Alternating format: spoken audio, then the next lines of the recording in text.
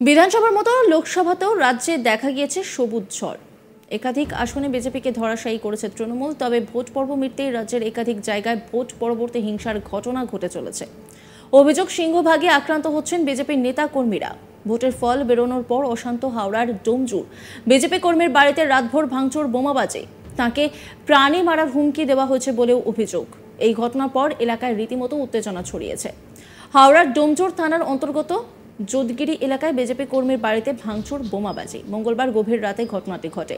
জানা গিয়েছে, স্বরূপধারা নামে ওই বিজেপি কর্মী বলেন যে রাত 12:30 নাগাদ তৃণমূল আশ্রিত দুষ্কৃতীরা তার বাড়িতে চড়াও হয়, বোমা ফাটায়, গালিগালাজ করতে থাকে, বোমা ফাটায় বাড়ির উঠোনে, ইট ছুড়তে থাকে বাড়িতে, ঘরদোর ভাঙচুর করা হয়। এই ঘটনায় আতঙ্কিত গোটা পরিবার।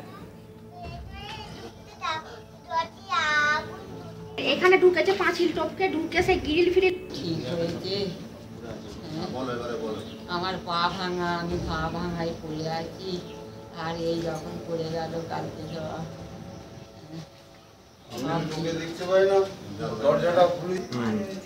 আর এখানে বম ছুড়েছে দুয়ারে।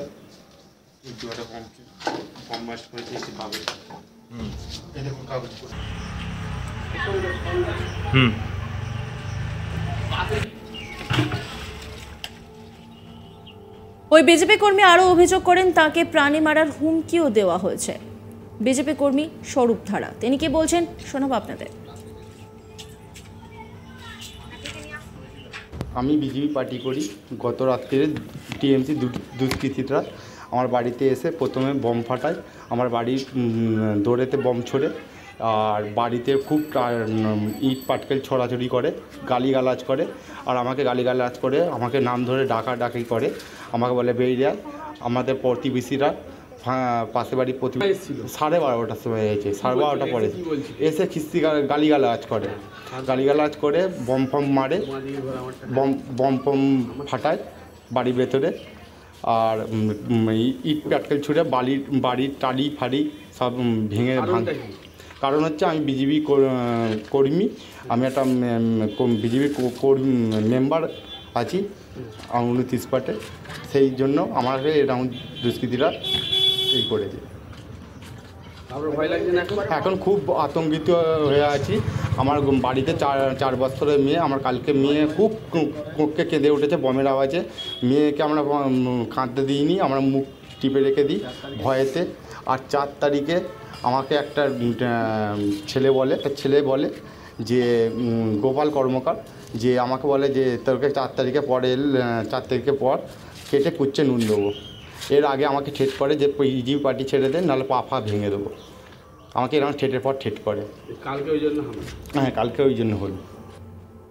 স্বরূপের মা মধুমিতা ধারা কান্নায় ভেঙে পড়েন, জানান বোমের আওয়াজ শুনে উঠে পড়েন তার কোনো দোষ নেই বলেও তিনি দাবি করেন। শুধু ছেলে বিজেপি করার অপরাধে এরকম ঘটনা ঘটেছে। তিনি কি বলছেন শোনাব আপনাদের। ছোট ছেলেরা ওরা বিজেপি করে, ওরা বিজেপি করে, এবার তার জন্যই এত অশান্তি হলো কি জানি না বাবা। অনেকজন এসছিল, এসে প্রথমে বোমটা ফেলেই ওই বাঁশের টালির ওপরে উঠে ভাঙচুর করেছে। এইখানটায় আমরা বেরোইনি, এইখান থেকে দেখা যাচ্ছিল, বলছি কিনা সব ভাঙ বলছিল, যে সব ভেঙে দিয়ে চুরমার করে দিল একদম। ঘরের ভেতর যে কী অবস্থা যে পড়লো, আমরা কিচ্ছুই জানি না যে এরকম হবে বলে। হ্যাঁ, বোমের আওয়াজ পেয়েছি বাবা, বোমের আওয়াজ পেয়েছি। বোমটা পড়তেই আমি উঠে পড়ে আমার স্বামীকে ডাকছি, ওঠো না গো, বোম পড়লো কেন। উঠেছিলাম ঠিকই আমরা, কিন্তু ওরাও আওয়াজ পেয়েছে, ওরাও বেরিয়ে পড়েছিল। ওরা বেরিয়ে পড়ে জিজ্ঞেস করেছে যে কেন আপনারা এরকম করছেন, কেন ভাঙচুর করছেন এদের বলে। ওরাও বলেছিল, সবাই মিলেই বলেছে যে কেন ভাঙচুর করছেন এদের বলে। তারা করতে, তবে না হলে একদম ওই সমস্ত সব ভেঙে চুরমার করে দিত একদম শেষ। গেটটা পাঁচিল দিয়ে বাবা, পাঁচিল ঢুকেছে, কিছুদিন ঢুকেছে আর কিছুদিন বাইরে ছিল বাবা। যে গেট আমরা খুলে দিয়েছি কি তা না, আমাদের তালা থাকে গেটেতেও। তালা ভেঙে ঢুকবার চেষ্টা করেছিল, পারেনি বলে তখন পাঁচিল টপকে ঢুকেছে বাবা, এরকম তারা করে গেছে। কতজন ছিল দেখেন? না বাবা আমরা দেখিনি, অনেকজনই ছিল। ভয় লাগছে? ভয় তো আছে বাবা, বলো, জীবনে তো ভয় আছে।